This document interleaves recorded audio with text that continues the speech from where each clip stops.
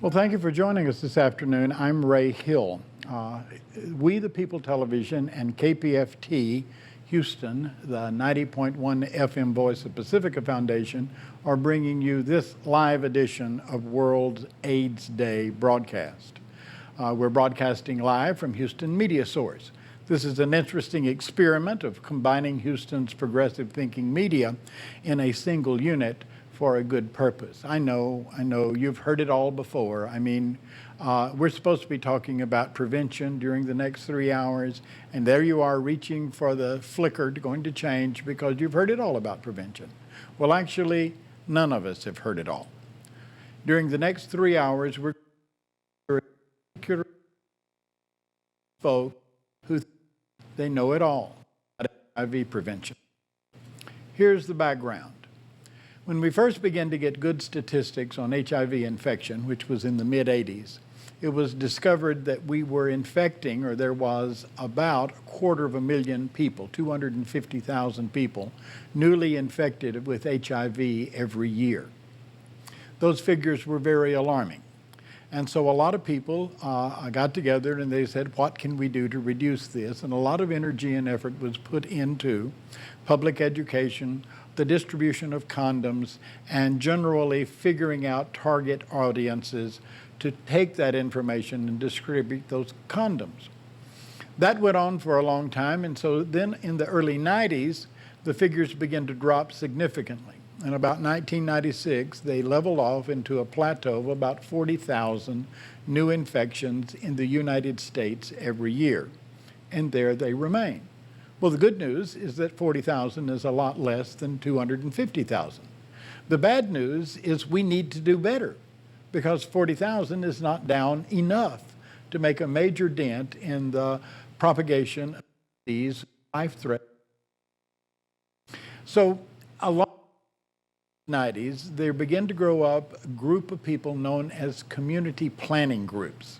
They initially grew out of health departments, but the CDC, the Center for Disease Control in Atlanta, and the federal government decided that they needed to encourage our using community resources to help plan and strategize what to do about HIV/AIDS. Some of us had a lot of experience. The Houston experience can be capsulized that in the late 70s, early 80s, right on the cusp of turning 1980, some of my friends and some of the community people, gay male community in Houston, started showing up with a visible disease called Kaposi sarcoma. It's kind of skin cancer.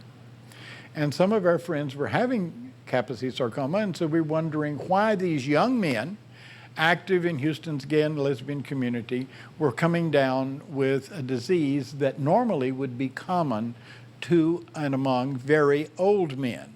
Men who are in their 70s and 80s get Kaposi sarcoma after their immune system had been worn down to the nub.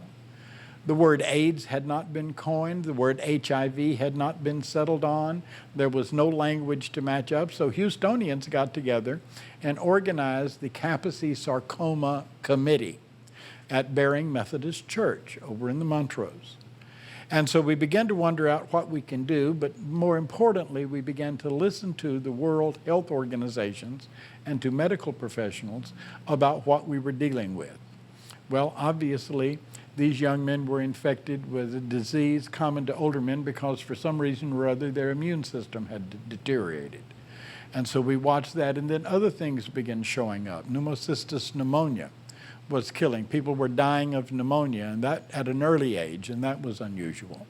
And so as these statistics began to come in, we studied what was going on, and by 1981, a group in Houston called SHE, Citizens for Human Equality, used my friend Jack Jackson to raise money, and we published in conjunction, myself in conjunction with SHE, published a pamphlet called Sound Advice for Sexually Active People. Primarily, it was a pamphlet suggesting that sex that did not exchange body fluids was real sex, and a very good idea considering something was out there. Just as we went to print, the World Health Organizations decided to use the term AIDS, acquired immune deficiency syndrome. And they settled that the cause, or one of the principal causes of AIDS, was a virus called human immunovirus, or HIV. So those terms being set, but the pamphlet, we included things like dealing with butyl nitrate and other kinds of things that might be devastating, and we talked about drugs and other things that might weaken the immune system. The pamphlet came out. City of Houston Health Department was a little bit embarrassed. I'd wanted to illustrate it with handsome naked men, but they said, no, that's too far out. So we illustrated it with cartoons of stuffed animals. So we kind of had Thumper humping Bambi and things of that nature, which got the point across rather poignantly. But the idea is, I don't know if that ever saved anybody's life. It certainly saved mine, because after writing the script for that pamphlet, I took my own advice. Now, there was problems with that. People didn't think about sex in terms of avoiding the exchange of body fluids. I came home to my companion of several years at that time, a political exile from Chile, and I explained to him that we were going to be using condoms from then on. And he agreed with the Pope on condoms. He thought that was a bad idea. So we did without for a while, until finally he overcame his fears, and we relaxed to doing that. And a lot of people did that, and a lot of people didn't get infected. But realize this is in the early 80s. We don't even have good statistics yet. And already we're working on prevention when we don't entirely know what we were talking about. The CDC did miraculous things, but one of the CDC's early efforts toward HIV prevention in the early 80s was to use what I call health police. In other words, if a person goes to a health clinic or to their doctor and they test positive for HIV, then immediately they're sat down in a little room with a couple of statisticians who want to know who they've been having sex with, who they've been shooting up with, and other activities in their life. And so they were using this whole idea of sex police or health police to contact trace HIV infections like they did with gonorrhea and syphilis. Now, this makes real good sense when you're talking about gonorrhea, because you get exposed to gonorrhea and you're going to have some symptoms of gonorrhea in a very few days. And so that kind of approach for that kind of disease, but HIV and AIDS is an entirely different kind of animal. What's happening with HIV and AIDS is that people are exposed for a long time before they have symptoms. So contact tracing is only effective for those people who have relatively consistent sexual behavior patterns with relatively consistent partners. And so that might be effective, but way back then, we were in a big hurry of doing something. When we began to get good statistics on HIV in the mid-'80s, the problem was over 80% among gay males. That's why one of the terms that the health officials considered was GRID, gay-related immunodeficiency disease. That was not acceptable because everywhere else in the world, HIV and AIDS were not primarily a homosexual problem.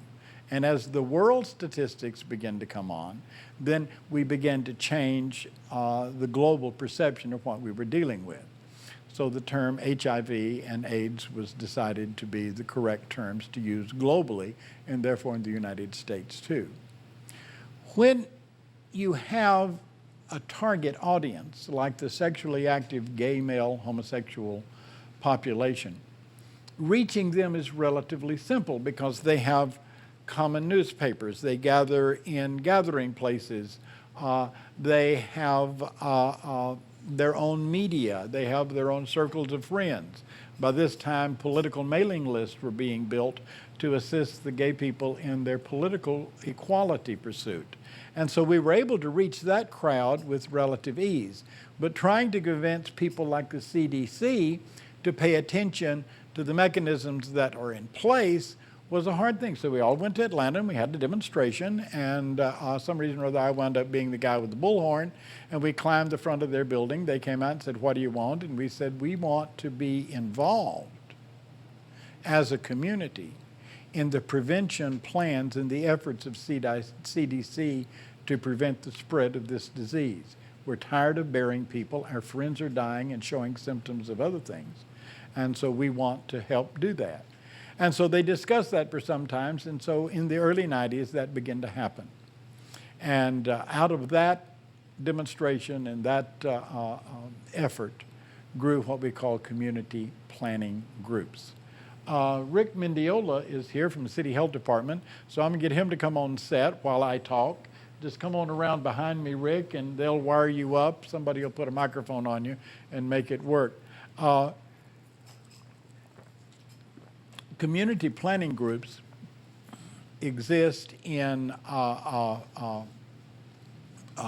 major cities, and Houston is one of 5 independent cities. Rick, I guess, do what they tell you. That's the way that works. Community planning groups are organized in Houston and elsewhere. I've got that. Okay. Do we need to have a special news break? Is that what they're telling me? We need to have a special news break, and we'll be back with this World AIDS Day performance in just a few minutes.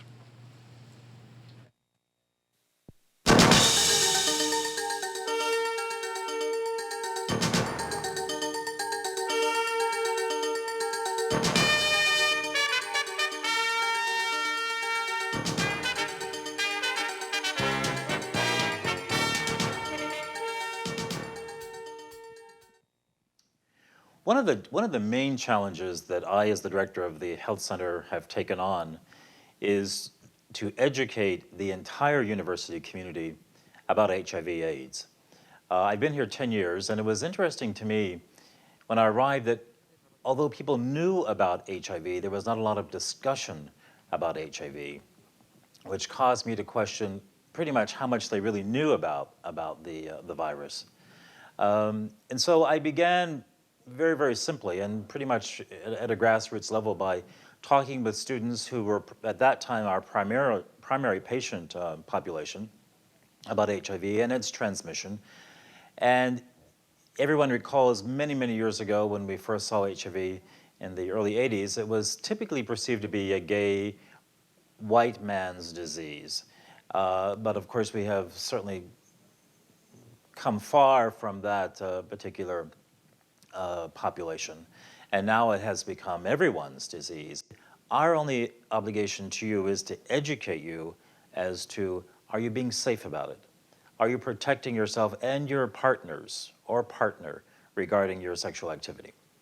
That's really all we care about. So education has got to be the thrust for everything that we do. In our casual conversation with patients, you know, I may walk into a room, as I did just the other day. I walked into a room, the nurse was administering a flu vaccine. And in that short, brief couple of minutes that I was in there, I allowed that patient who was receiving the flu vaccine, I gave them the information that we are here to test. We do HIV testing. And it was amazing to me that this is a graduate student who's been here for almost 6 years now, who had no idea that we even tested here within the health center. So there is always the need to educate. There's always the need to expose people to the full knowledge of HIV. Unfortunately, so many people have thought for many years, and I think this feeling is still pretty much there, that HIV is no longer the big bad bear that it once was. That has really caused a lot of people to let down their guard and to go uneducated regarding the transmission. Today being World AIDS Day, we are educating, and we are also testing free of charge to anyone on campus, faculty, staff, student, anyone on campus. We are giving free HIV testing, anonymous or confidential, between the hours today of 8 and 5:30. In the years past, we have done this and we have gotten a resounding response.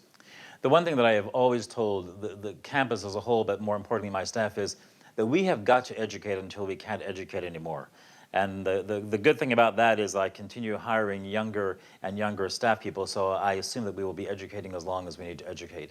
Education at this point is the only key, and in my opinion is probably the only solution that we have at hand in helping to cure and to help to lessen the number of infections that we are seeing on a regular basis, not only here within our campus, but within our city and the nation as a whole. Education, without it, we will continue to face this ugly virus forever.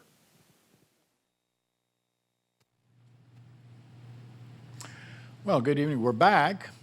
We the People television and radio station KPFT in Houston are jointly bringing you a World AIDS Day live special on HIV spread prevention. We're broadcasting live from the Houston MediaSource studios right here in beautiful old crime-free Montrose. I have been joined at the table by Rick Mendiola. Rick, what is your job with the City Health Department? I am currently the HIV Prevention Program Manager for the City of Houston Health Department.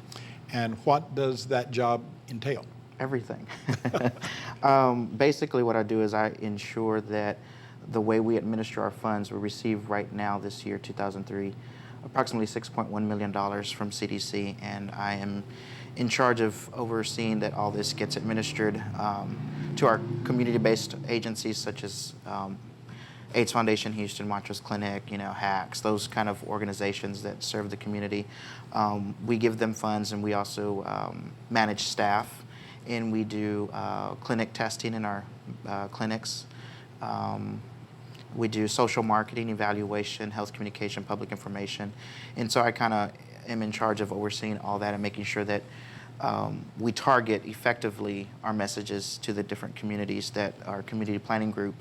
Okay, the city's role in health, I mean, you obviously don't operate hospitals. For the city's role in public health, that's education, immunization, and testing. Is there any other aspect of that? Well, the health department has various different bureaus, and we're just one of the bureaus, one of the many.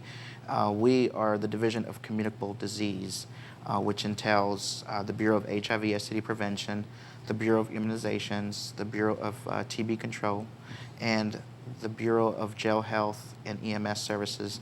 And now we also have the Bureau of Animal Control and has been gerrymandered into your district. Yes. So we make up the the Division of Communicable Disease. We also have other departments to aging, community health education, the multi-service centers. Yeah. We do the birth certificates. Now, the community health thing, that has an AIDS HIV aspect. Actually, they do, but we do most of the education to it. We help them whenever we can when they've got some special events that are targeting specifically HIV, AIDS, STDs. Then we go out, but as far as doing like the overall targeting of health fairs, it's usually them, and then they take some of our brochures and some of our information, our incentives to spread the message. So folks cooperate within the building? Yes. Bureaucracy. Yes. What role does the community planning group play in your operation? Actually, community planning is very important. They come up with the strategies in which we target our funds. So Houston currently operates under a 2-year comprehensive plan. The comprehensive plan tells the city in which direction to target its funds as far as providing HIV prevention. So they prioritize the populations, and now they identify interventions in which these populations are to be targeted. So, for example, in 2004, we will start targeting a new population, and number one population that has been identified has been HIV positives, okay. Individuals with that are HIV positive. Okay, now the City Health Department operates clinics where people can go get tested for HIV and STDs. Do you do screening, as far as you know, for hepatitis C and other aspects of things? We don't. In the clinics, it depends. I know in the clinics we do HIV testing, screening for STDs. Depending on the risks of the individual that's getting tested, we can do vaccines for Hep A and Hep B. We do Hep C testing, but most of our Hep C testing is actually done out in the community with our contracted organizations and our mobile unit. Okay, and if I wanted to get a scratch test for tuberculosis, city's got a clinic to handle that. Yes, it's all the That same sort of thing. clinics. Now, city has been involved, city health department has been involved in HIV prevention and screening since the very beginning. Yes, since actually the health department has received an award from CDC since 1989. So we've been directly funded. We're one of 6 directly funded health departments in the nation, and we have been funded since 1989.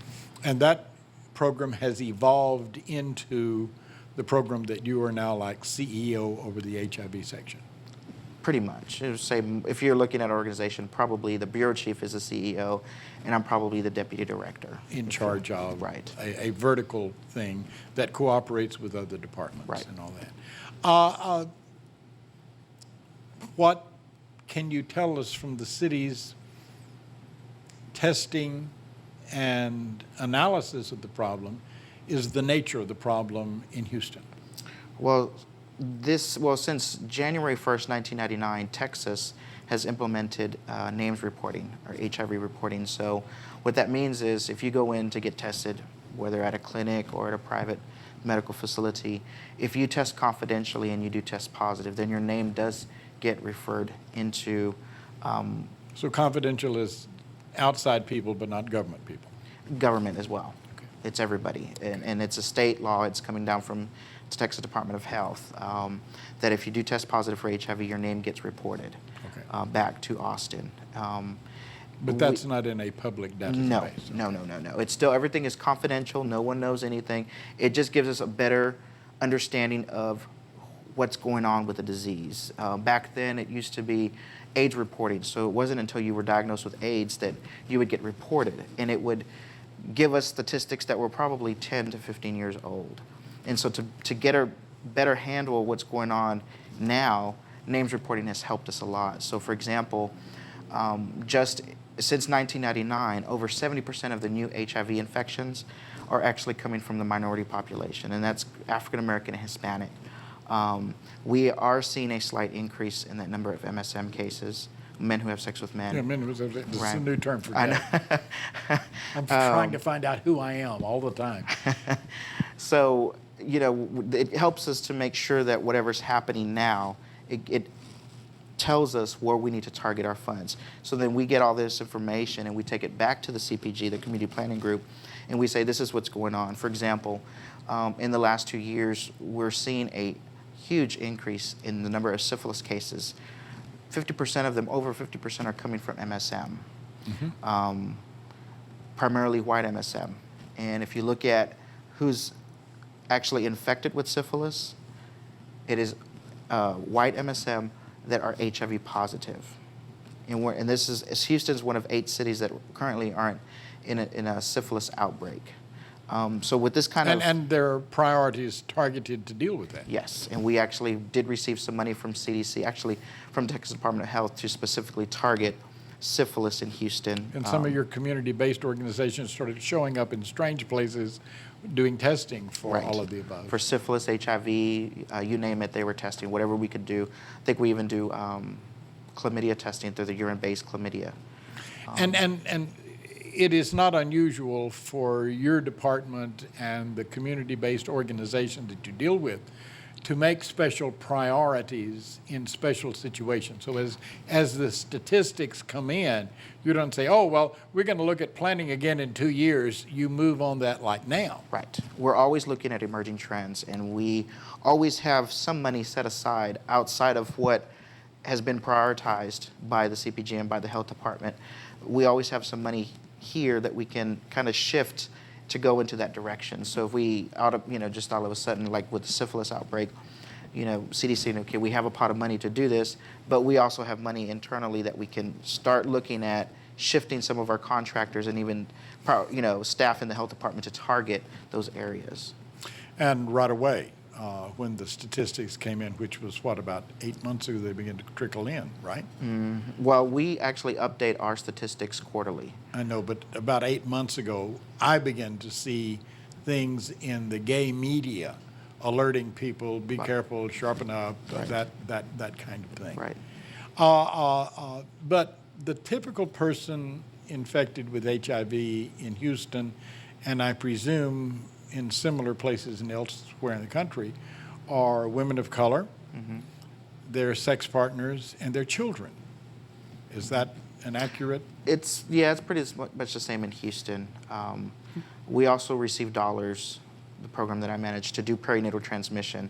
Houston is one of the, and it's sad to say, but Houston is one of the cities that has a very high rate of perinatal transmission for HIV. Well, let's clear that up right now. I mean, we're not doctors, you and I. No. But it is possible for HIV-positive mothers to have HIV-negative children. Yes. In this day and age, it's actually less than 1%, maybe less than 2%, that if a mother is positive, that the baby will actually get HIV and be an HIV positive through administering AZT early on during the pregnancy, in the last trimester, in the early stages of birth, orally or through injecting, through a cesarean. It just cuts. But the main thing is you don't want the child, the baby being born, to be exposed to the mother's blood during that process. Right. The other thing that I found out just listening to the BBC is that the HIV infection is in the sperm, but not sperm, in the fluids that carry the sperm. So you can actually, if you isolate the sperm, impregnate an egg or fertilize an egg, but from a positive male carrier without infecting the woman having the baby. It takes some tricky medical stuff to do that, but all you need to remember from all of this is good prenatal care. Right. You need to be wired in to the prenatal professionals, and they're all aware of this. And you need to know your status. You know, the big thing about prevention is you need to know what you're dealing with. You need to know your status. A lot of people out there are reluctant to go get tested because they don't want to hear bad news. Well, if you don't get tested, you're going to hear worse news. Exactly. And so getting tested is an important thing. It doesn't stop any of the aspects of your life that is important to you. And Rick's job is to allocate funds. Most of the money comes from federal sources? Yes. Any significant money come from state sources? I can give you a breakdown. We get approximately $6.1 million from CDC. We get about $150,000 from Texas Department of Health to do perinatal transmission. We receive another $150,000 from Ryan White to do outreach case management. And from the city and community block development grants, we receive about $440,000. And then you allocate those funds among your staff and your projects and among community-based organizations, yes, doing basically the same things you would be doing if you had the sufficient staff to do that. Right. And are those folks easy to keep happy? I think the collaboration that we have with our community-based organizations has really gotten better. There was a time where they didn't trust the health department, but I think now, in working together and working with the community planning group, that collaboration and that relationship is just a lot better, and it's easier to work with them. So when we do have something like, we were talking about earlier, an emerging trend, we can call up those certain CBOs that, depending on where it's coming from, and say, look, this is what's happening. Can you kind of redirect your staff to go here and hit these areas? And they do it right away. So everybody kind of communicates as a small community. I mean, there's not, no, I'm not going to deal with them because they're another community-based organization. Right. It's kind of we've got a common interest and a common problem. Right. And that's not difficult for you to manage? No, it's actually been, it's gotten easier. It's gotten easier.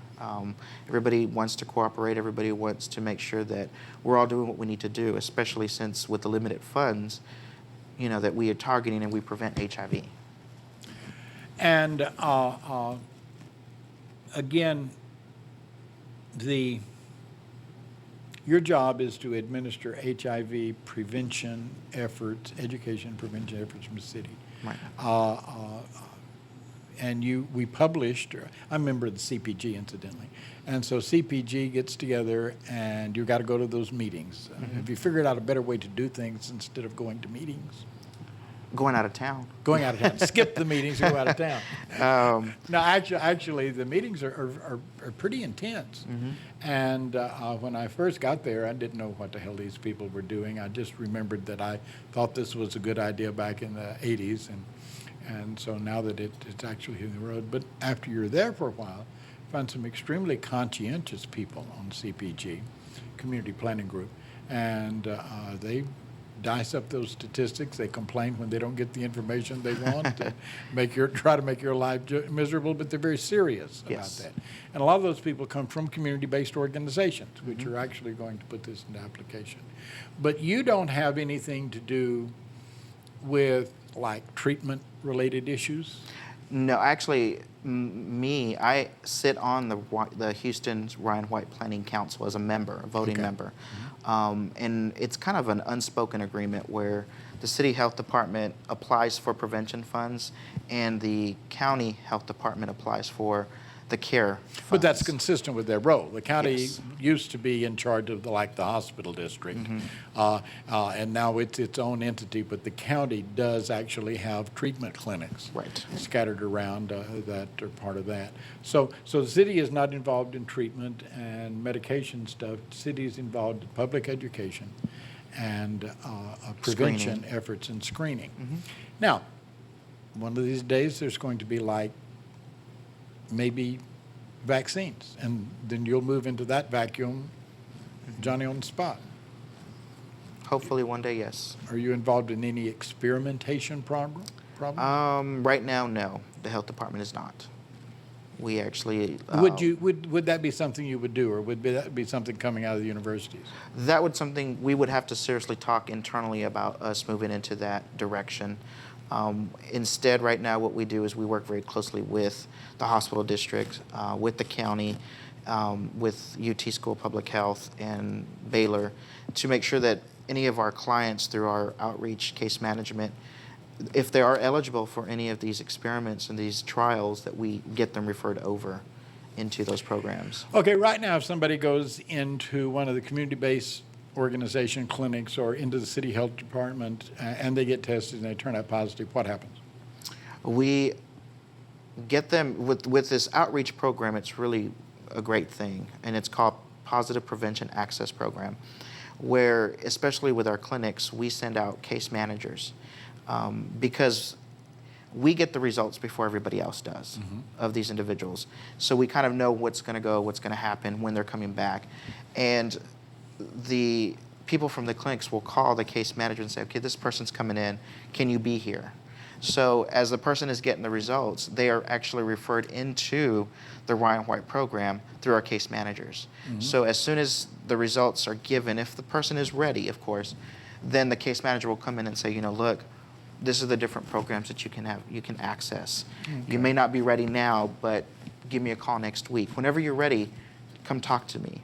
Same thing with our community-based organizations, and a lot of them already, we kind of fund the same people, and so they kind of do the same thing. So if someone is coming back positive, then they are referred into case management or Ryan White, whether it's interagency or through different agencies. Okay, now Ryan White then helps these people with their needs after they're discovered to be positive. Yes. In other words, what used to happen with great frequency is somebody would get the news that they were positive, and then they would sell their car, sell everything, and sit around and wait to die, which is not the pattern of how HIV is today. No. So the city health department and the community-based organizations funded by the city health department are involved in the transition of people See, now you didn't know all of that, did you? The transference of the people from, hello, I've got bad news for you, to how do I actually manage my life and deal with this to my advantage. Right, right. And even the relationship between the two administrative agencies, being us and Harris County HIV Services, has really gotten a lot better. And we're working together, and with these new initiatives that CDC has come out with, where we want to do prevention with, they actually prevention for positives. I like to say prevention with positives, where we need to work together to make sure that anybody who is diagnosed with HIV gets put into the care system. Yeah, if you'd like to make a telephone call, you can call us here at 713-807. I already have a call. Are you there? Hello? Caller? Hey, I am. Okay, would you like to join the conversation with Rick and I? Of course. At any rate, what I want to say to you is this, Ray and Rick. I think y'all two could get together one night and have a party. Well, I thank you for thinking of that idea. All right? Yeah. You're a beautiful person, but you're also very handsome. Thank you, sir. Bye. Bye. Well, that sounds kind of interesting. But never, this is not the Ray Hill dating program. I do that at alternate hours and after hours on KPFT. No, I'm very interested about this transition from what happens when you discover you're positive. And so there's somebody there to kind of help you contain your infection and not share it. Mm-hmm. And that very same person is trying to help you with your living circumstances and your special needs as an HIV positive individual in extending, people have almost normal lifespans. I mean, if I got infected with HIV tomorrow, it wouldn't make me much difference because it would affect the quality of my life, but I wasn't planning on living that much longer anyway. But those of you without all this gray hair need to think about those things. And there's a lot of agencies built up around that. Right. Right. And a lot of private things. It helps if you have insurance, but there are arrangements made even for folks who don't. Right. Because the different services that the care side gives you is primary medical care, mm-hmm. where you can go see a doctor just specifically around your disease or the virus. There is... Now that's provided by county officials. Right. This is all provided by Harris County. Mm-hmm. They do district. Case management. They have a food pantry. I think they have... So you don't have to worry about the greater burdens of rent and utilities. Right. And they have housing. Transportation and all of that. There are some assistance programs out there for all of that. Right. Now, they can't do it all the time, but yeah. they help you when they can, because sure. funds are becoming... As we head into the future, funds for both care and prevention are becoming scarce. And one of the most efficient things we can do with those funds is to reduce the rate of infection. Right. Good idea? Good yes. idea. What are your alarms, as Rick Mendiola at City Health Department, about what's going on in the culture at large that is antithetical to the spread of the disease? Well, what we're seeing, and not just in Houston, but if you look at the 8 cities where the syphilis outbreak is currently happening, most of the cities are reporting it among men who have sex with men. We did a study last year, a rapid behavioral needs assessment, among HIV-positive men, and of the respondents, over 50% of them reported having unprotected sex, and that goes along with the other 8, with the 7 cities, along with Houston, is that with the people who are being infected with syphilis and they are HIV positive, the main thing is they're having unprotected sex. One of the things that we're doing this year, before the end of the year, is trying to figure out what's happening and why they're doing this. Is it with someone else who is positive that they're having unprotected sex with, or is it with someone who's negative? And this is something that the other 7 cities are looking into as well. Well, when you're dealing with infection, it really doesn't make any difference what your status is. If you're engaging in unprotected or high-risk sexual behaviors, it doesn't make any difference whether you're positive or negative. Right. You're at risk as well as other people at risk. Mm-hmm. I know I was at the University of Houston several years ago, and I always included the prevention thing, in every speech. No matter who I'm talking to, I always included, well, don't do this and do that and all of that. And this young Asian guy raised his hand. He said, Mr. Hill, and I said, yes. He said, why are you doing this? At our age, all we know is safe sex practices. Well, I was very encouraged by that, but people of a generation following him did not get the message because a lot of us said, oh, well, we've done that, and we ignored doing that again. And so those of you who are out there discussing things especially with gay kids, but any kids at this point, especially young women of color, need to carry the message that, they're a very serious consideration of practicing safe sex for everybody. I know there's an official statement from one of the Catholic churches last month that said there are little holes in condoms that allow HIV virus, and that's not true. That's told for something else.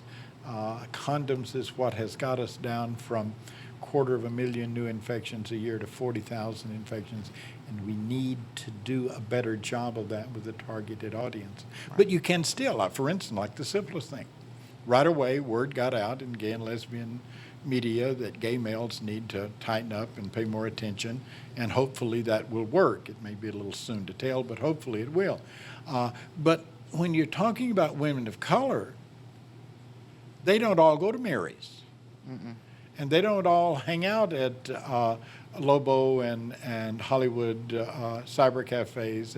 They don't go to the same places. Their communities are more diverse and dispersed.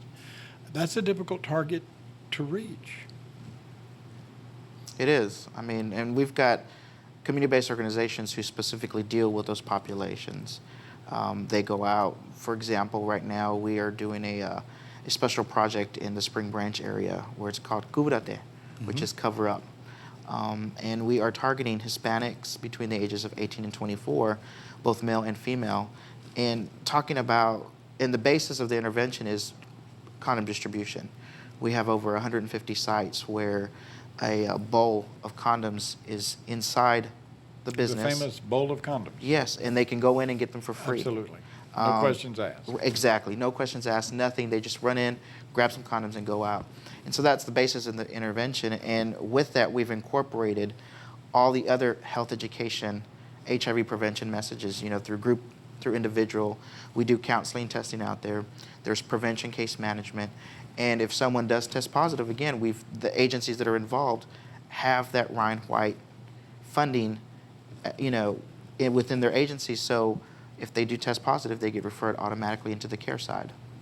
And of course, that popular myth that you can tell who has AIDS, that don't work. There are no symptoms, and infectability can come from some awfully healthy-looking people. Years and years ago, this is not the first time I've worked with City Health Department, way back in the 60s, I did a pamphlet about gonorrhea and syphilis that recommended people go get tested every 90 days. And some of that's coming back. For sexually active people, you needed to get tested more frequently. And one of the messages that we continually had is the correlationship between being drunk and stoned and stupid and getting exposed. I mean, one of the things you need to carefully think about is it's not just don't get behind the wheel when you're drunk. There are other things you need to be careful to do when you're in an altered state of consciousness to protect yourself and others. Right. What CPG just did their biannual report, is that? Right. They completed the plan and voted for acceptance in August. September, since you are a CPG member, you know that we wrote our competitive application to the CDC, and the plan takes effect January 1, 2004. Now, Houston itself is funded. There were some directly funded community-based organizations where that's not true. Well, because of the new initiative, and if you want me, I can talk about that. Sure, we can talk about that. Okay. In April of this year, 2003, CDC came out with its document entitled Advancing HIV Prevention Initiative, where they came out with 4 hardcore recommendations, not only for health departments, but specifically for community-based programs. Currently, Houston has 8 directly funded community-based organizations from CDC. So on top of the health department being directly funded, we have 8 agencies that receive money directly from CDC. Because of these new initiatives and the shift from prevention with negatives, and that's how the community is seeing it, to prevention with positives, there is going to be a drastic change in how much money Houston receives as a city. June 2004, 6 of those 8 agencies will not receive direct funds from CDC. Now, that's not their overall program. That is an aspect of their program? Hopefully. There are some agencies, and when I did attend these consultations in Miami, there are agencies that are just funded by CDC and do not receive funds from other programs. So with this competitive process where Houston, if one of those agencies is just funded by CDC and they don't receive funds in June 2004, there's a likelihood that they will have to shut the doors, close the services because they're not receiving any more funds. It's approximately about $21 million, $22 million that is going up for competition. And this is nationwide. And that's something that we're trying to drive the message to our providers is, look, this is what's going to happen. This is the future of HIV prevention is coming. Exactly. And so we're taking steps to start making those collaborations happen. With this new initiatives, and to go back, the 4 initiatives are, number 1, make voluntary HIV testing a routine part of medical settings. In other words, if you are getting your health care from a private doctor or a public health clinic, wherever you're going for health care, a regular part of that will be HIV testing. Just testing. That's all they're saying, is you go in to get your annual physical, that HIV test is a part of that physical.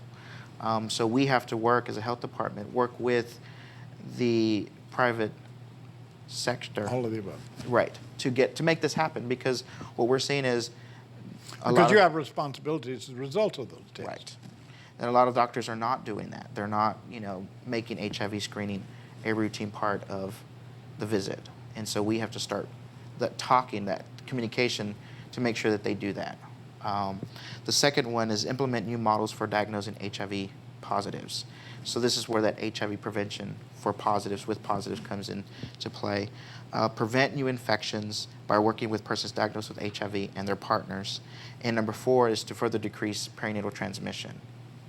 Now, are you actually involved with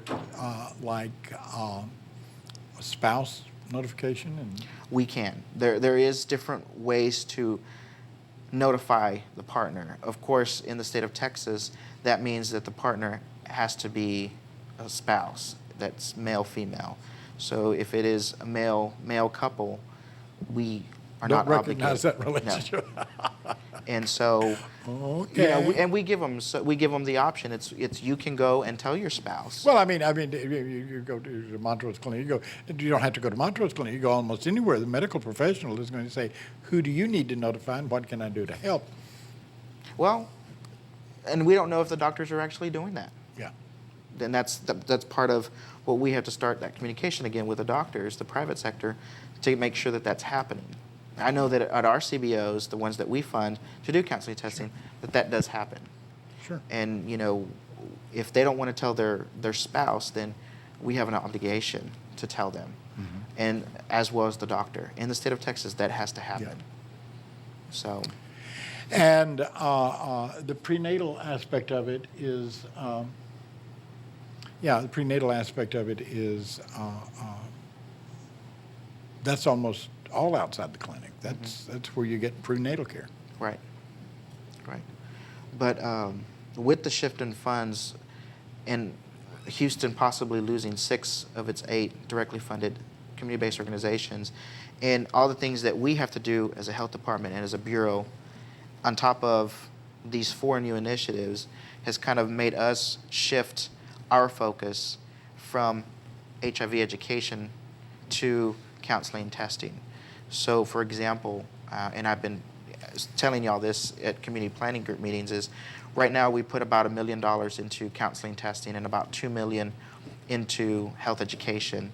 Well, it might be a complete 180 turn where, $2 million to counseling testing and $1 million to But education. Rick, you have the additional responsibility then of counseling people that turn up to be positive. Isn't that going to require an increase of staff to do that? Yes, and that's something that we have to look at, and we've got all of 2004 to really sit down and work with CDC and ask for technical assistance. And that's one of the things that I've heard around the country is health departments have asked for technical assistance for CDC For efficient providing of that service. around these new initiatives, and there is a lack of the technical assistance from CDC. The help is not coming.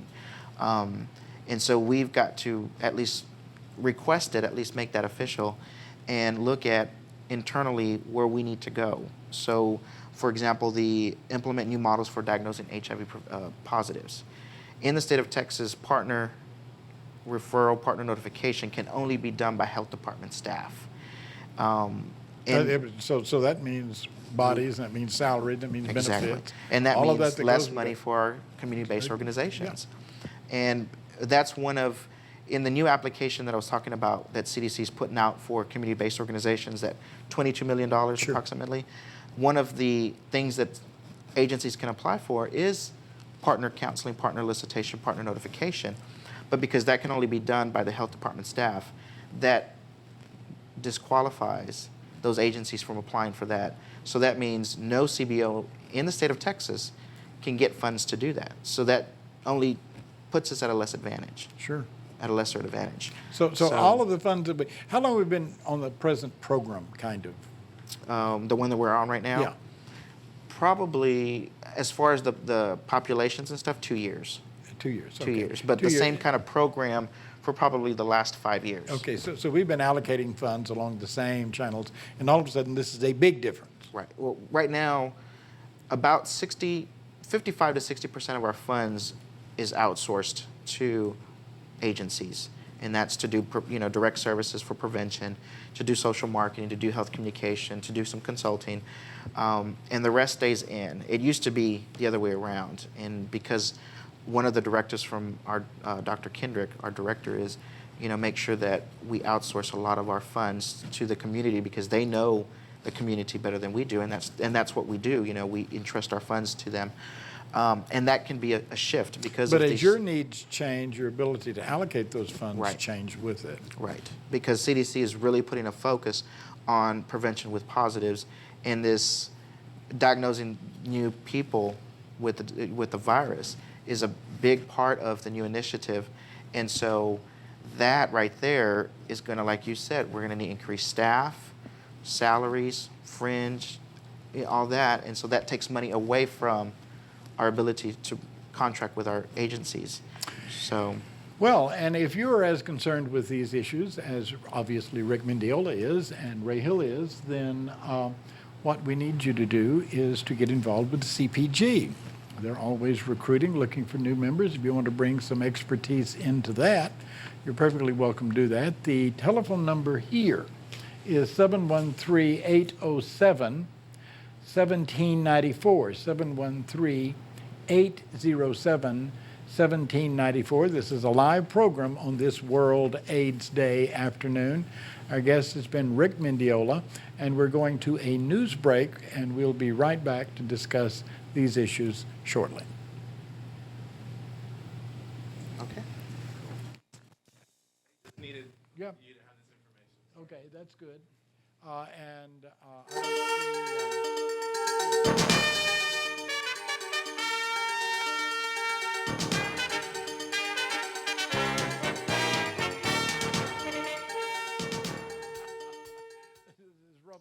HIV is contracted through the sharing of body fluids.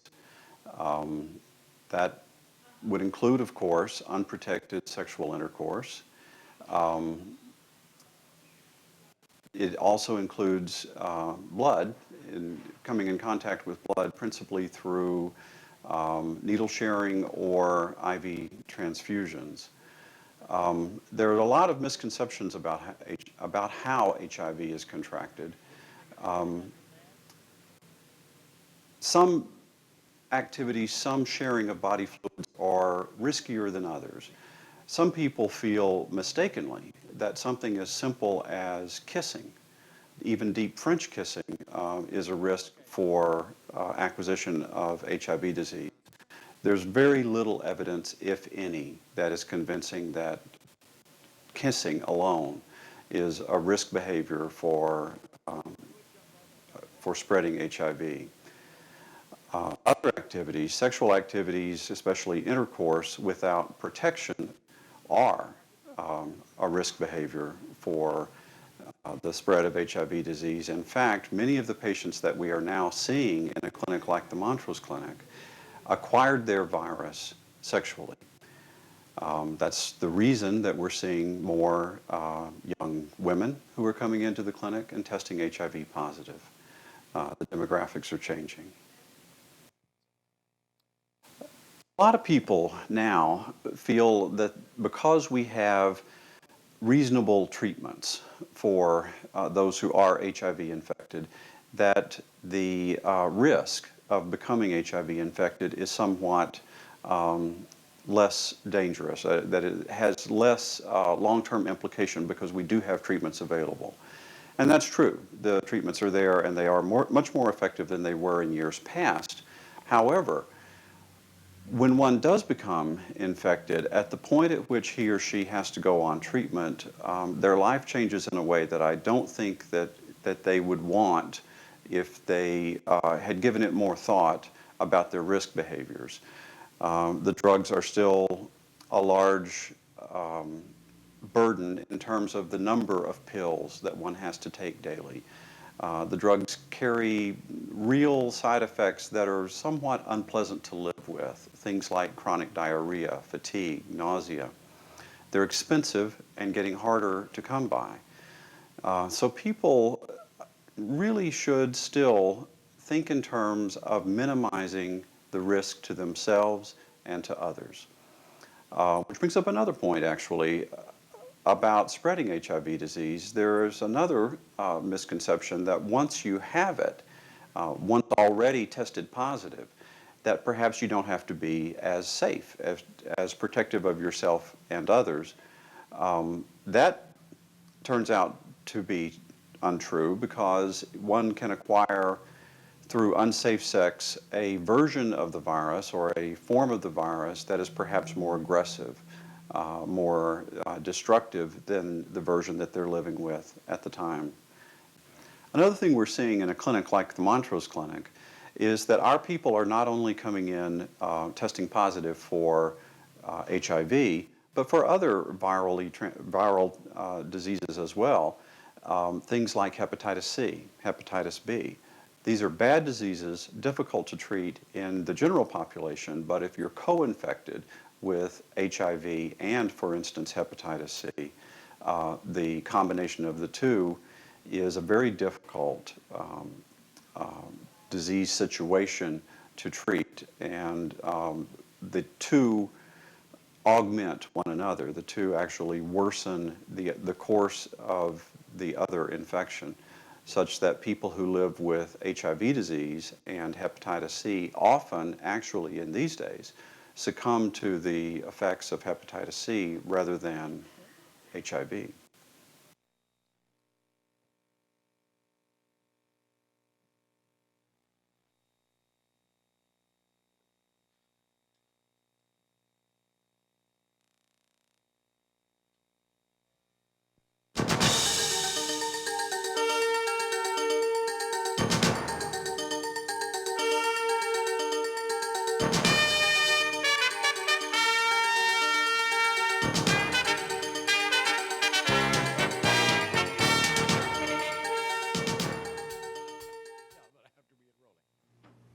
One of the biggest issues for HIV prevention is that, according to the CDC, there are approximately 850 to 900,000 Americans who are currently infected with HIV. And this is the largest amount since the beginning of the AIDS epidemic. The problem is that only one out of 4 of these individuals do not know that they're infected. These people maybe have HIV, don't know that they have HIV, and are potentially spreading the disease unknowingly. That's one of the biggest concerns right now in this country, that we get these people tested, those who are at high risk, to get them tested, find out if they're HIV positive, so that they can get into medical treatments. The medical treatments have improved so much in the last 10 years that someone who gets into medical treatment has the chance of living a lot longer lives.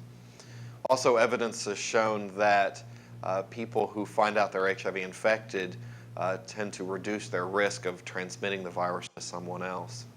So it's this 1 in 4 people with HIV who don't know it that we're really targeting right now to get them tested. One of the most important things to do for people who are at risk is to get tested. And we recommend that if you're sexually active or you have ever used injection drugs and shared needles, then you get tested every 6 months.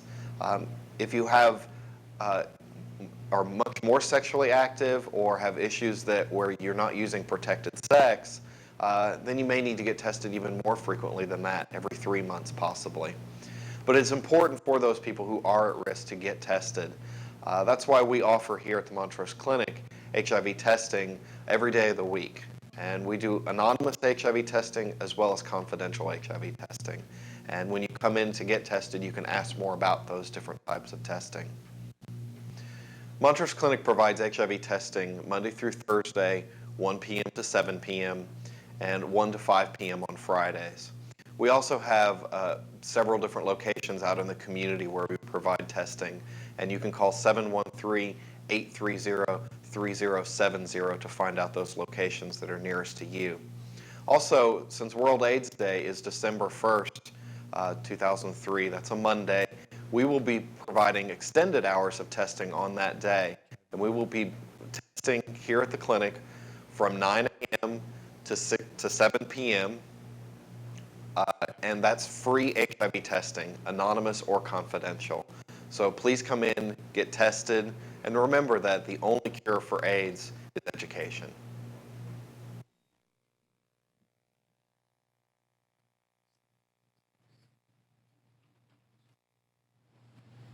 And we're back. Welcome glad to have you join us again this afternoon. This is a joint effort from We the People Television and radio station KPFT Houston, the 90.1 FM frequency voice of Pacifica Foundation, and we're doing a special today on World AIDS Day. We began at noon and we're going to go to 3 o'clock, and we're going to be talking about primarily prevention issues. We have been talking for the last hour, or most of it, with Rick Mendiola of City Health Department, and Rick scampered away to take care of the important issues to prevent HIV prevention or efforts in Houston, Texas. And we're going to continue this hour talking with Kingsley Moghalu. Moghalu. I'm going to learn this sooner or later. Kingsley is with the Global Fund to fight AIDS, tuberculosis, and malaria. Kingsley, can you tell us something about the Global Fund and the scope of your efforts? Thank you. Thank you very much, Bill. The Global Fund was established 2 years ago at the initiative of the United Nations Secretary General Kofi Annan as a global response to the ravages of the HIV/AIDS pandemic. There are a number of interventions that can prevent AIDS or can treat AIDS, but it became very clear that in many countries around the world, they cannot afford these interventions, and therefore the whole question of resources to fight AIDS, the money to afford various kinds of interventions, came up. And so the Global Fund was created to mobilize large-scale resources to finance a dramatic turnaround in the trajectory of the pandemic. So what the fund does is that it gives grants to communities and governments in the developing countries of the world for programs of prevention, programs of treatment, care programs to fight HIV/AIDS, but not only HIV/AIDS, tuberculosis and malaria as well. To date, the fund has received contributions of about $5 billion US, and we now have committed $2 billion to over 200 programs in more than 120 countries. So the Global Fund, to put it just in one sentence, as Nelson Mandela has said, it is the last best hope in the fight against global AIDS. It's the global face of the response. Can you give us some kind of parameters of how large the problem is in the developing countries? Oh, yes. I mean, AIDS is everywhere. But in the developing countries of the world, the impact in those countries is 30 times more than the impact in a country like the United States. And the reason is very simple: poverty. And so you have, about 40 million people with HIV/AIDS around the world, and about 26 million of them are in Africa, just Africa alone. About 8 million of them are in Asia. So it's a huge problem. And in Africa, about 60% of persons living with HIV/AIDS are women. So it is indeed this year alone, 5 million people have been infected, and 3 million are already dead. So it is the single largest and most important global challenge of our time today, the HIV/AIDS crisis. And the tragedy of the response is that only recently have people begun to realize this. A lot of other things in the world are important. The fight against terrorism is important. It's very important to contain weapons of mass destruction. But I don't know of a weapon of mass destruction that has infected 65 million people and killed 20 million of them in the last 20 years. This is worse than the Black Death. Whole economies and Absolutely. whole government systems become unstable Yes. because of this pandemic. That's right. In some countries of the world, these societies actually are on the verge of extinction from HIV/AIDS. And that's just unimaginable. In Swaziland, in Lesotho, in South Africa, in Botswana, in many of these countries in the Southern African region, 1 out of every 3 adults live with HIV/AIDS, and they don't have treatment. So that's really, you're talking about an automatic death sentence. In Africa today, for example, there are about 5 million people out of the 26 million who are living with AIDS who need treatment. They are at the stage where they need to have treatment.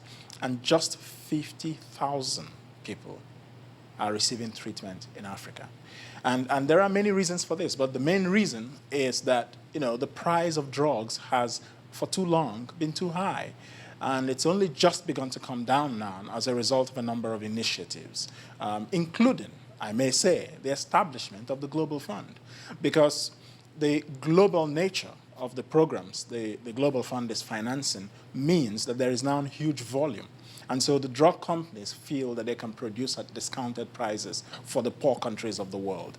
And we, of course, know the agreement that President Clinton recently brokered with a number of generic drugs producers. So we've shifted. There's been a shift from a time when, as former U.S. ambassador to the UN, Richard Holbrooke put it, American drug companies would rather treat a bald American than a dying African. We've come quite a long way from that time. Well, of course, every successful dollar spent on prevention is going to save enormous amounts of money on treatment and care. But it's difficult to get that focus whenever folks around you are dying. Yes, there is a mistake that is made in the response, and that is to put too much emphasis on one or the other between treatment and prevention. In the Global Fund pursues a balanced approach of interventions, and that is we finance prevention, we finance treatment, and very often both interventions are part of practically every proposal that the Global Fund receives for HIV/AIDS. So treatment is very important. It's important because It extends people's lives and prevents the huge economic loss of people dropping dead like flies. It prevents the phenomenon, or can stop the phenomenon of AIDS orphans. Because when all these adults die, then their children are orphans, and that creates its own problems, social destabilization. Prevention is very important because that's the thing that ultimately will save the world.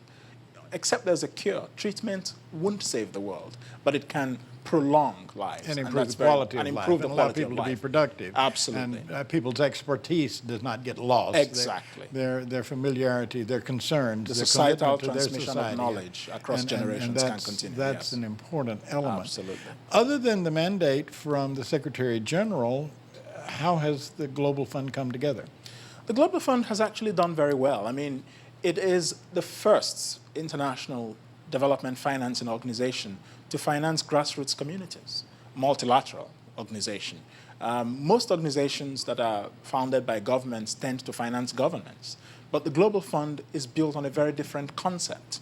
And that is, first of all, the programs that the fund finances are designed, submitted, and implemented by the countries and communities that submit the proposals. And so the Global Fund finances what Malawians think is best for Malawi, what Kenyans think is best for Kenya, what Venezuelans think is best for Venezuela, and so on and so forth. We don't impose our own ideas. That's one way in which the Global Fund is unique. The second way is that it's a very small and lean organization. There's just 70 people in the Global Fund. 70 people. 70. That's it. Moving billions of dollars to the front lines of the fight against HIV/AIDS. We don't want bureaucracy to take a lot of that money.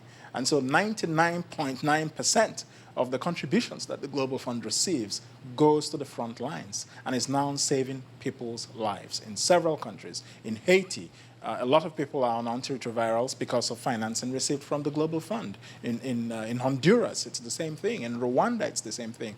And this is, really moving in just 18 months. The chairman of the board of the Global Fund is the United States Secretary of Health, Tommy Thompson. And the United States, of course, has been very actively involved in the Global Fund. President Bush was one of the early supporters of the fund. So the fund has come together quite well. In a very short time, it is positioned now to deliver unprecedented results in the fight against AIDS. But there's a challenge. It's not all roses. The question is, will the Global Fund be financed at the level that inspired its creation? The Global Fund wasn't created to move around a few $100 million. That's not going to halt the pandemic. The Global Fund was created to really marshal huge resources to be able to meet the pandemic at the scale at which it is devastating developing countries. That's what the Global Fund was established to do. And we're not there yet. Although there's a lot of political will now to fight AIDS, but there's always something else that needs money, and we have to get beyond that.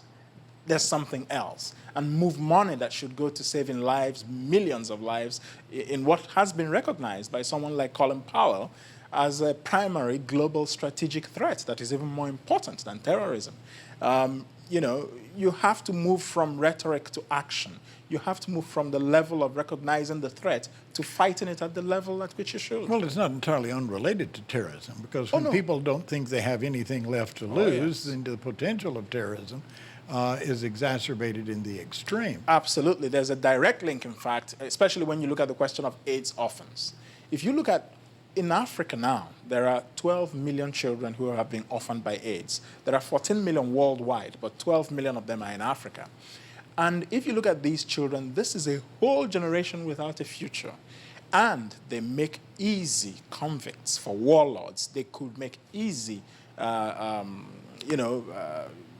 foot soldiers for terrorists. So this is very, very important. So there is their educational system is in collapse, absolutely, so they become all the more and desperate. they have no skills. So the transmission of knowledge between generations is broken down. And so, in addition to the collapse that will inevitably befall these societies, they can form the bulwark of terror in the future against countries like the United States. Well, I mean, it's so frustrating for some of us to watch how easy it is to ignore people that are over the horizon and out of sight. Yes. We just spent the last hour talking to City Health Department official whose job it is to allocate and shepherd the funds, reducing and meager funds, to handle the problem here. Meanwhile, you cannot say that Houston's HIV problem is unrelated to the problems going on in Africa, because there's a great deal of commerce between Houston and Africa. There's a movement of people between Houston and Africa.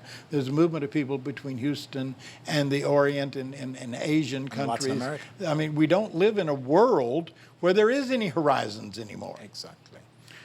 Indeed, you've touched upon the most important reason why the global HIV/AIDS pandemic is a problem that confronts us all. In Houston, in Honduras, in Rwanda, in China and India, because globalization has broken all barriers. There is no compartmentalization anymore. And so the virus that causes AIDS is mobile, and it doesn't need passports to move around. So there is indeed a very important strategic threat that fact alone poses to the United States. And the National Intelligence Council in this country has published a report that recognizes this challenge. So yes, indeed, there's the huge, if you look at India, for example, look at China, there's a mistake that some people make to think that the HIV/AIDS problem is an African pandemic. It's not. Africa may be the epicenter now, but that epicenter is shifting to Asia and Eastern Europe. Indeed, the highest rates of infection right now are in Russia and the states Well, of they're the going through the same Soviet thing Union. we went through. Exactly. I mean, all of a sudden you have a problem, and then Exactly. there was a population that was affected by the problem, Exactly. and then before you got a handle on that, it had grown out of proportion. Absolutely. Which is kind of the nature of pandemics. That's true. And there have been other pandemics in this world, and we haven't dealt very well with them. We've reached a point where we have the technology to prolong people's life. That's right. We have the ability to educate people to prevent the spread, That's right. which we didn't have during the other major pandemics that the world has faced. We've been joined this hour by Kingsley Moghalu, who is with the Global Fund to Fight AIDS, Tuberculosis, and Malaria. You can join the conversation by calling 713-807-1794. My name is Ray Hill, and this is a joint broadcast on radio station KPFT in Houston and the We the People television from the Houston Media Center studios here in beautiful Montrose. How long have you been involved in this particular project? Well, I've been with the United Nations for the past 12 years in various areas. I've had the privilege of contributing and being part of some very important issues like UN peacekeeping, war crimes, justice. But the fight against AIDS directly, I've been involved with it for the past 1 year. I've been with the Global Fund for 1 year. And the reason I joined the Global Fund was because in my previous life, when I was a lawyer in the United Nations War Crimes Tribunal, we had a lot of cases where women who had been raped were also infected by HIV/AIDS during the Rwandan genocide. Mm-hmm. And I was with the UN War Crimes Tribunal that was trying the perpetrators of that genocide. And so I became very interested in the devastation that the virus was causing to people's lives in that region of the world. And so the whole question of the search for social justice for them became an issue that was of passionate interest. And so at the same time, I was aware that the UN Secretary General, Kofi Annan, was campaigning globally for the creation of a global fund. And so when I saw some vacancy announcements in The Economist and all that, announcing senior positions in the global fund, I threw in my hat. And to cut a long story short, here I am. And this is very different work from lawyering. Yes, indeed. But you can also use the same skills you use in lawyering. You can also use the same skills you use in political affairs, because the global HIV/AIDS crisis is a political issue. The global AIDS crisis is a legal and human rights issue. And so the law, here again, comes in, because you have to deal with stigma, you have to deal with discrimination. And you also may need, without necessarily saying so, legal skills to make the case for people to, give the resources that is necessary to fight the pandemic. So it's all very interrelated. What brings me to this table is the loss of several hundred friends and political allies over years. I mean, it got to be that grief was no longer that acute pain that you feel when someone dies, but it was a dull, chronic ache that only got renewed. And you just can't leave this alone. This is too important to leave alone. And it is too important globally for nations to get distracted by other issues. War is horrible. Rape in the event of war, like in Rwanda, is horrible. But AIDS keeps on devastating. And so you're traveling around the country? Yes, right now I'm in Houston to participate in a number of events connected to World AIDS Day. I will be speaking this afternoon at the City of Houston's event to mark World AIDS Day. I'll be speaking tomorrow to the National Black Caucus of State Legislators. Oh, that's right. That's going on of the United States, which is going on here, the 27th meeting. But part of my job in the Global Fund is that I'm part of a team that helps to mobilize resources, helps to build global partnerships, building bridges across continents, building bridges across countries for us to recognize that we are one in this struggle. And what affects one part of the world will very soon affect every part of the world. That realization is important in order that the struggle and confronting the epidemic will indeed become a global response. And that's what I'm involved in. Well, let me invite folks, while we mentioned it, you can come hear this fine gentleman speak about global issues this afternoon at 5 p.m. at Jones Plaza.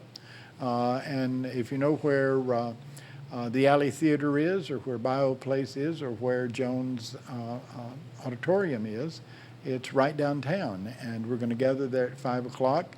I will be there. Folks from City Health Department will be there. The rest of the CPG will be there. And we hope you will show up and join in this effort. But the most important thing is that I want you to talk to your neighbors. You know, we've been dealing with AIDS in Houston and certainly in the Montrose community for more than 20 years now.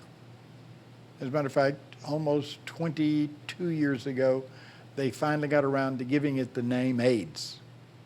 Before that, we had Kaposi sarcoma and we had pneumocystis pneumonia. But finally, they decided there is one cause of all of this, and we started dealing with HIV prevention and AIDS.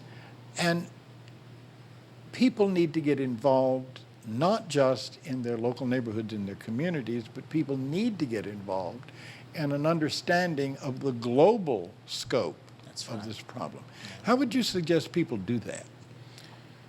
There are many ways, but what we've seen in the developing countries in Asia, in Latin America, in Africa, is that political and policy leadership is essential in order to fight AIDS effectively. Leadership must come from the top down in order for people to feel empowered, to know that this is a societal problem. The leadership of every community must really come out and say AIDS is our challenge. Let me give you the example of Uganda. President Museveni is the president of that country. It's one of the countries with the highest, used to have the highest prevalence rates of HIV/AIDS. Now it's gone down drastically. And that's because the president himself went to every village in Uganda. He co-opted every tribal chief. And this helps to break stigma, and this helps to raise awareness, and this created will. The mistake that some countries in Asia are making is the mistake that many Africans made. And that is, we're immune from this disease. It's a lifestyle disease. And it's not our culture. And it's not our culture. And so this is just not our concern. This is just the concern of a small group who've chosen to go this way or that way. How many years later, we're finding that that's false, because this epidemic can never be contained in any particular pocket of populations. In Russia, it started out in the prison population and people who are doing, injecting drugs. But now it's breaking out into the main You know, population. those people get out. And Exactly. They go home. Exactly. And they have, sexual relations with other people and so on and so forth. So the mistake some people are making in Asia is this whole question of denial. And for the countries of Asia, like India and China, if they catch on to an African trajectory of HIV/AIDS, I don't know what could be worse in this world. Because you're talking about these are countries where you have billions of people living. In India and in China, the population is over 1 billion. So denial is death. Apathy is lethal. And so it's very, very important that leadership speak up, and then the citizenry can move forward. That's where we are now in many countries. Well, I mean, our experience in the United States Yes, was that it was community-based organizations. that's right. Constantly hammering on those doors. That's right. Saying, Ronald Reagan, you're going to have to say AIDS whether you want to or not. Exactly. And the people's involvement. This is, after all, your world, your government, your health, your neighborhood, your community, your city, your state, your country. Yes. And your involvement begets other involvement. You're talking with your neighbors and, the shopping cart thing, at the supermarket. Yes. You see young people that need information. Well, you say, well, I can't talk about that to those people. Well, can you go to their funeral? That's right. Can you take care of their children? That's right. Yeah. It gets to be a larger issue Yeah. than what is polite and because if we don't help one another, we are not going to survive. Yeah.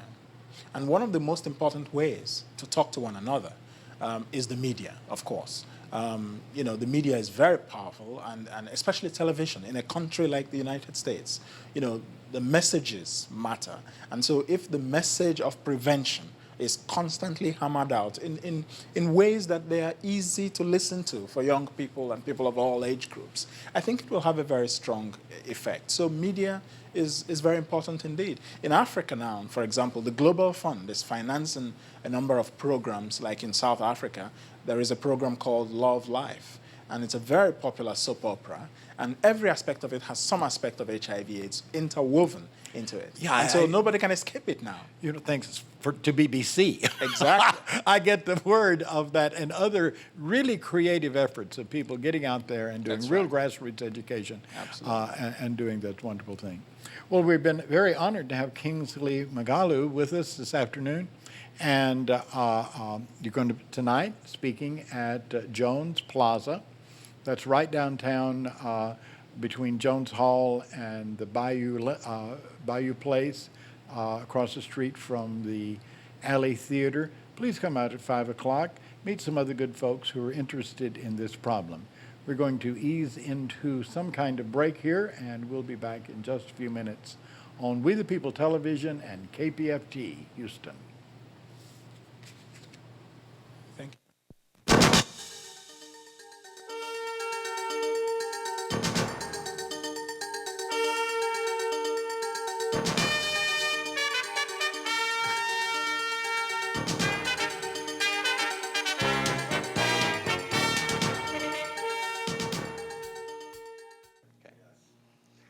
I moved to Houston in May of 2001. I quit my job in Austin to move here to be in a relationship.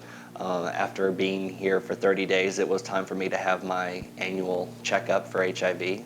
I came to Montrose Clinic expecting a negative result, and I returned and I got a positive result. Shock, awe, I was stunned. Not having a job, not having support from my friends was very difficult to go through it alone. Trying to look for a job and having a very low self-esteem, and trying to resort to things that I did in the past, drugs and anonymous sex, was very easy for me to fall back into. It was all new to me. I didn't know what was in store for me. I was very uneducated about HIV, and I was scared. I was given all the tools that I needed to make myself healthy and happy. And those folks here at the clinic is what really got me through some very difficult times. I had not been on medication for about 6 months. although I continued my unhealthy lifestyle of unprotected sex and drug use, and I became very sick. I rehabilitated myself through programs for wellness and exercise programs and medication. And now I'm not on medication right now because of the healthy lifestyle that I have chose to live. It's different now because I look back and I wish that more people would talk about the responsibility that they should have about getting tested regularly. I tested regularly, but I didn't talk to my sex partners about what those results were. People ask me if I'm HIV positive, and I say, no, I'm living with HIV, because you shouldn't label yourself as a disease or a diagnosis. Some people don't go around and say, I'm diabetes or I'm cancer. They're living with diabetes and they're living with cancer, and I'm living with HIV every day.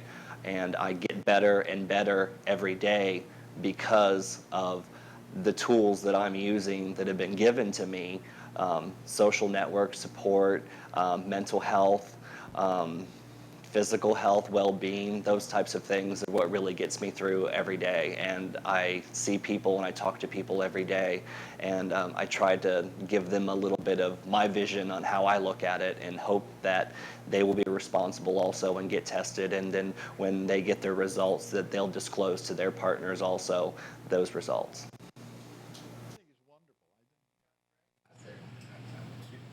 And we're back. I've been doing this for a long time, and one of my wonderful comrades in arms that has been carrying this far more directly and actively. Steve Walker is a longtime friend, and he turned up on some city council members' staff and got involved in things in the community. But Steve is an organizer in Houston's black gay community, but he is larger than that. He is the co-chair of the CPG. Remember the CPG? We were talking about that when Rick Mendiola was here. Well, we're back to talking about that again. And the reason we're talking about it is, number one, I'm a member of the CPG, and I got ego too. But Steve Walker is the co-chair elected by the community as co-chair. We have another co-chair, and that's Rick Gamble, who comes from city staff. But right. Steve is there by democratic action. And that's not to demean Rick Gamble's wonderful co-chair, but Steve, how did you get involved in CPG in the first place? Actually, I've been involved in community planning in Houston since its inception, which was right around 1994. Community planning was mandated by the Centers for Disease Control to be implemented in Houston. At that point, I was actually an employee of the Department of Health, the Houston Health Department. So primarily in the early years, 95, 96, my role was more of support staff, community planning.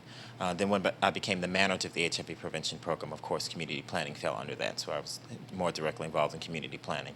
I left the health department in 1999, I guess it was, or 2000 actually. And so since 2000, I've actually been a voting member of the community planning group. And you have an agency? I've worked for several different community-based organizations over the years. Right now, I actually do not work for a community-based organization directly, but I do continue to assist several of them in a variety of projects. Right now, I'm working for a couple of firms that do capacity building and technical assistance primarily for community-based organizations, but also governmental organizations and private foundations. And there are problems over there because of the funding changes. There are major problems that are coming, and it's one of the things that if I can underscore anything today, if people don't remember or hear anything else that I say, it will be the major shifts that are coming in HIV/AIDS funding from both the prevention end and the care end, mainly due to the changes that are coming directly at the city and the state through Washington, D.C.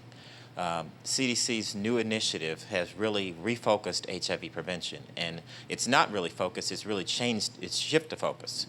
It would be one thing if the focus was a lot more clear, and I think that's the desired outcome. But for the initial couple of years, it's going to be more cloudy. We're not exactly sure how HIV prevention is different and distinct from HIV care. It used to be in HIV prevention, we handled people who are at high risk for HIV and AIDS. We made sure that everyone knew their status, and we referred positive people to care-funded programs. The new CDC initiative is focused more on people who are already HIV positive. And so we'll be doing a lot of things that could be considered to be duplicative of care-funded programs. So a lot of us who work primarily in prevention in the long run, we're really concerned on how that might be perceived as a duplication for a more conservative administration. And so when you have more than one thing that you need, you obviously get rid of something. There's been level funded in HIV prevention for years on a federal level, on a state level, and really on a local level in Houston. It's really a crying shame that in Houston, in 2003, the line item budget for HIV prevention that comes from the city government, non-grant funding, is exactly the same as it was in 1996. Which is? It's under $200,000. So right now, the city's HIV prevention program is really a welfare program. It's a welfare program that's funded by the federal government. So what if, to cover the $87 billion that has to go to another country to help rebuild its infrastructure after we tore it apart, what if the federal government doesn't have funding to replace its grants? So that means the city of Houston would rely on its $200,000. If you compare Houston to other cities that have similar number of HIV cases and funding from grant funding, Atlanta, Chicago and Philadelphia particularly, Philadelphia. we both get about the same level of grant funding from CDC, roughly $5 to $5.2 million per year. But both of those other cities, Chicago and Philadelphia, kick in over $1 million. Chicago does $3 million in its local government money to support HIV prevention. Philadelphia does almost $2 million in City of Philadelphia money for HIV prevention. Prevention. HIV prevention. This is not treatment. This is prevention. Just prevention. And Houston, $200,000. So that's funding that can go for radio advertisement, billboards, and even just conducting HIV prevention activities in the field. So the directive that's going to be coming from CDC with the grant money, it's going to be earmarked. So you have to implement these programs in your city. So the things that Houston is doing now, or that it should be doing, it will not be able to do with $200,000. Steve, I have to ask, are these additional funds affecting just statistics in these other cities? Oh, without a doubt. I think if you were to look at the decreases in HIV and AIDS cases, number one, it happened primarily because of advances in medication. Well, if you look at AIDS cases, the reduction in AIDS numbers, the big thing that happened was new AIDS medications in 95, 96. But if you look at HIV infections, which are impacted by programs, we can clearly see that cities that have spent more resources, like a New York City could easily have 500,000 or 600,000 AIDS cases with a population of 8 million people and 100 and something cumulative AIDS cases. But they haven't. Actually, the case rate for new infections in New York City is lower than it is in Houston, Texas. And I believe that one of the reasons is it's directly related to the ability to spend funding to continue to make the community aware about HIV and AIDS. HIV is not the disease du jour anymore. And in fact, I'm not sure which health issue is disease du jour right now. We're focused on so many other things. There's a fight for them all. Right. And so we're all battling for limited resources, and we're all battling for the limited ability to get to the public and to get our message out. And we in prevention do not have the ability to do that with $200,000. It's just not adequate. That's less than 50 cents per person per year in the city of Houston.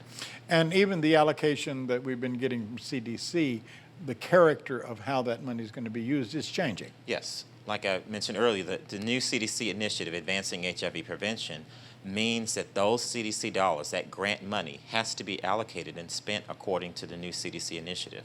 So the things that Houston is doing now that might be innovative and unique or even needed, like general outreach, to go out to the communities and talk to people about HIV and AIDS, billboards and radio advertisements, which we have very limited numbers of anyway, those kind of things are not included in the Advancing HIV Prevention Initiative. So the question is, how are they going to get done? How are they going to continue to get done? Because they are definitely important in continuing to raise the community's level of awareness about HIV and AIDS.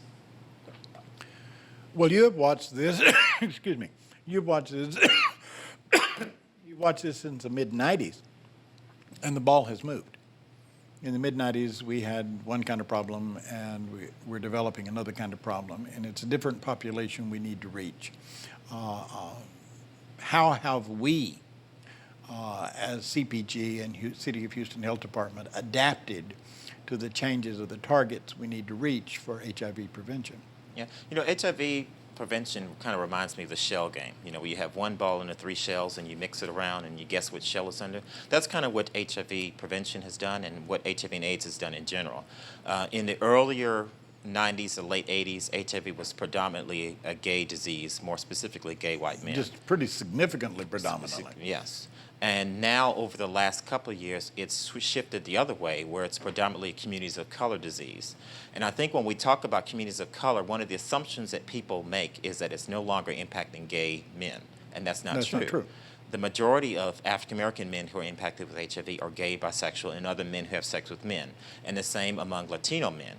The difference is, in those communities, in African Americans, Latino communities, heterosexual women are impacted quite significantly. And we know one of the factors are men who are having sex with both men and women and are not identifying that sexual behavior as gay or bisexual because of cultural issues. So the community planning group has had to adapt, and HIV prevention has had to adapt over the years to address those issues of those communities and to broaden what we consider to be HIV prevention activities, which is why I'm really concerned about the Advancing HIV Prevention Initiative.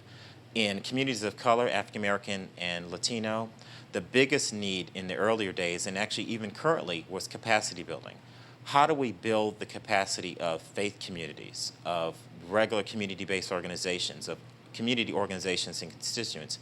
How do we increase their capacity to be able to provide HIV prevention services? That is an HIV prevention intervention. If we can get a minister to talk about HIV prevention from the pulpit, 2 or 3 people hearing that message is an effective intervention. That's the kind of thing that is no longer contained in CDC's Advancing HIV Prevention Initiative. So if we don't have the resources to do that, how do we get that done with the limited dollars that are available in Houston? We're going to have to give up something to do the new focus, and that something is likely to be the effective use of that prevention dollar. Right, so those programs that are just general awareness, that people may not look at that and say, well, this is not really impacting HIV prevention, because it's not, HIV prevention is not a widget game. You can't talk to someone one day and say, I've averted a case of HIV prevention.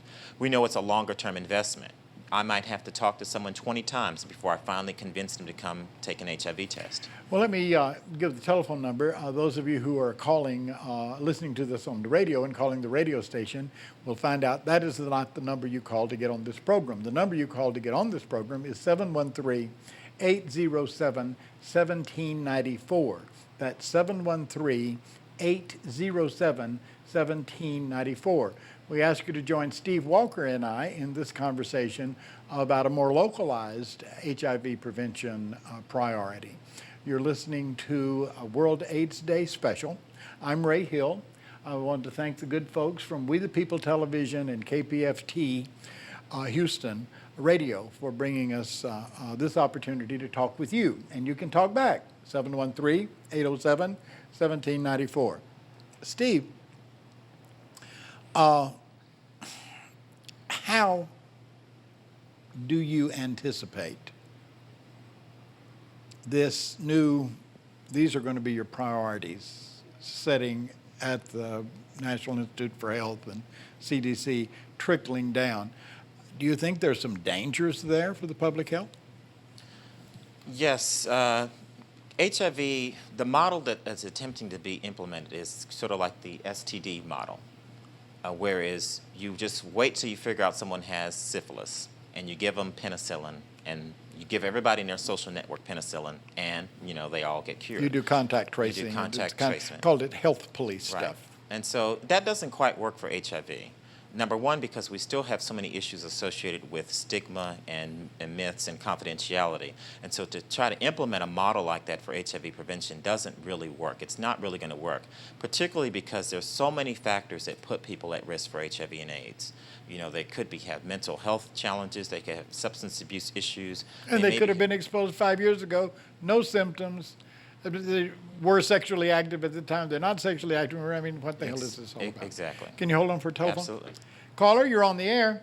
Hi, Ray? Yes. This is Tabitha. Oh, hi, Tabitha. What a good idea to turn on the radio. Listen, I was listening to BBC this morning, and it seems that we have a major morality issue here going on throughout the world. And I just wanted to maybe say a little bit about that.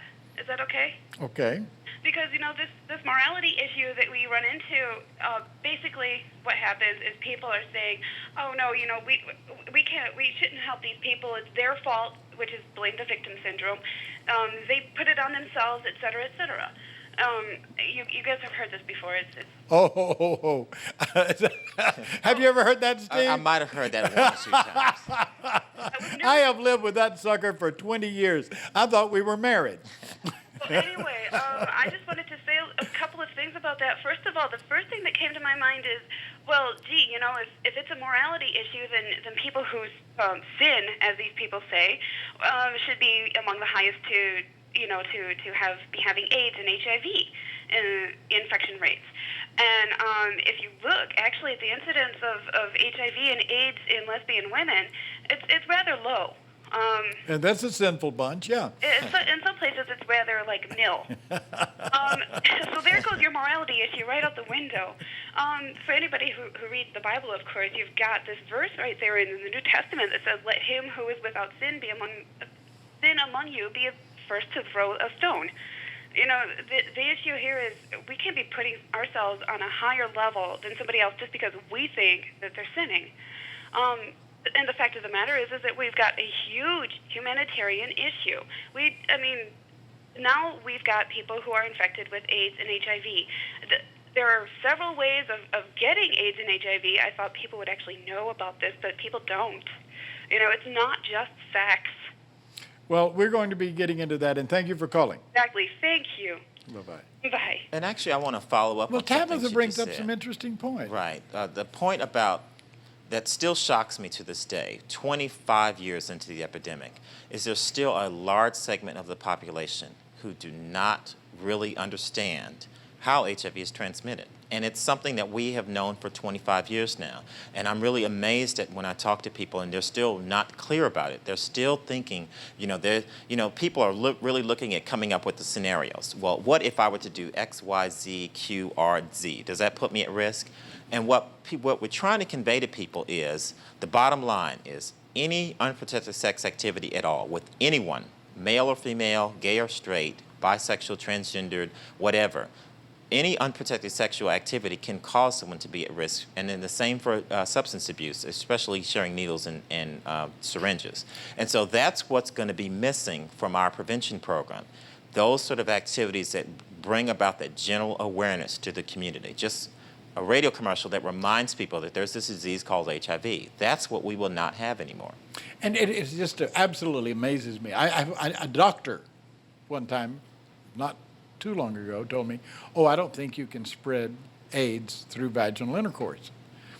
The rate may be different between vaginal intercourse and anal intercourse. It may be a different rate, but you damn sure can. Absolutely. Anywhere you have mucous membranes that are likely to get bruised, you have an open opportunity for HIV to be spread. It works relatively easily as long as you're in a fluid environment. And Ray, the thing that I always try to tell people, regardless of how old they are and what their sexual orientation is, if they want to know what someone at risk for HIV looks like, they need to look in the mirror. It can look exactly like they look. But people are always trying to say HIV is that disease for those people who live over there in Montrose, not for me because I live in 3rd Ward. Or it's that people who live over there in... It's the other side of Main It's Street. everywhere Those people else on the other side of Main except Street don't get it right. Exactly. And a news report on one of the commercial radio stations, I don't watch that much, or a television station, I don't watch that much television, but the wonderful thing about the effect of Viagra on HIV in senior citizens' homes. Got another caller. KPFT, you're on, here you are on KPFT and We the People Television. Hello? Yes. I would like to hear your comments on how the high-risk behaviors in persons under 18 are being addressed now, and what the outlook for addressing those issues may be in the future given the present political climate. Very good question. Very good question. I'll let Steve play with that, and I may jump in on that. Can I let you go? Thank you. I think in general, there's been some relatively good education that's been very top-level education for kids in middle schools and high schools. Some of it's funded by the City of Houston Health Department through the CDC grant. and through the City of Houston grant. So again, I keep reiterating the fact that we only have $200,000 to do this with. One of the bad things about public school education is it's impacted by the state legislature. And we all know we have a conservative legislature, so they're not able to talk to the kids like they really should be spoken to while they're in a classroom setting. They have to get that information somewhere else. And that's because of that old morality thing. It goes back to what's appropriate to talk to kids about and when is it appropriate to talk to them about. And HIV and AIDS and STDs and pregnancy are issues that you can't beat around the bush with children with. You have to be very, very direct. If you've got 12-year-old pregnant girls, you need to start talking about this at least 9 months before. Yes, and we need to be a lot more direct and more specific about how STDs and HIV and pregnancy can be prevented. And we need to start arming kids with the weapons. So if this were soldiers that we were training and sending over to Iraq, we wouldn't tell them about M16s and then say, go over there and fight. We would actually give them the M16 and we would give them a bullet. So it's time that kids have access to condoms. If condoms are effective in preventing pregnancy and HIV and STDs, like they are, like the science proves that they are, why don't they have access to them? And there are some wonderful things. I mean, there's Motherland Incorporated, which is a community-based organization here that does education program. Even the Red Cross funded a bunch of kids, break dancers, would you believe, out teaching other kids HIV messages and being very candid and open about important people in their lives or themselves who were infected. So there is an outreach to young people. Unfortunately, unless you've invited them to your neighborhood or to your church or to your group or to your youth activities, then the message is not getting there. This is not a, hey, why aren't you doing something? I remember there was a young woman that called me years ago from Rice University and said, why don't y'all have a gay organization out here at Rice University? And I said, no, that's not the way it works. The gay students at Rice University get together and I'll do what I can to help, but y'all have to do it. That woman is fixing to be your next controller in Houston. Started her on a career that just wouldn't stop. And so you have to take the initiative in your neighborhood because you care about the children in your neighborhood. Absolutely. There are no other alternatives to that. Steve, do you know of any other thing that the people who are watching through that camera, or perhaps this one, or listening on the radio, what you need to do is understand that this HIV prevention is your problem. And if you want to make your neighborhood a better and cleaner and safer place for children to grow up and for seniors to use their Viagra effectively, you need to get involved in educating people what they need to know. Now, where do you get that information? Well, you're absolutely right, Ray. HIV prevention is an investment in the future. It's an investment in the past, it's an investment in the current, and it's an investment in the future. And if we do not invest in HIV in the future, if we do not effectively talk to young people about HIV, they're going to be the next population of HIV-infected people. And as you just mentioned about the older population, particularly the Viagra impact of HIV, we've got to continue to talk to everybody at all levels about HIV prevention and get people to be aware of what their risks are. And so it's really important that we're able to provide that education in the city of Houston. We have a new administration that's going to be starting January 2nd of 2004. We're not exactly sure who that mayor is, even though I have a person who I hope it is. Yeah. Whoever the new mayor and the new controller and the new city council are, we've got to educate them about the lack of HIV prevention resources in the city of Houston. We've got to let them know the importance of providing HIV prevention to all of our citizens, regardless of their age, regardless of their race and ethnicity, regardless of their sexual orientation. We've got to get them to understand the importance of having public health officials who are empowered to talk to the community and to provide those resources to the communities the most at risk. And until they are aware of the deficit that exists in HIV prevention, we will have the same cycle that continues over and over and over and over. You know, we know that we've had some decreases in number of cases. So what's going to happen once we don't have those resources allocated anymore? Are we going to start to see the cases increase again like we did in the earlier days? Steve, do you have any idea what the estimated savings is for the prevention dollar versus the treatment dollar? I mean, treatment of HIV is an enormously expensive enterprise.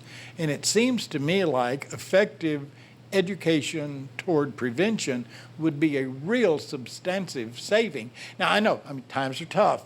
Every politician gets, we're in hard times, we're gonna, but we want to cut taxes, we want to do this.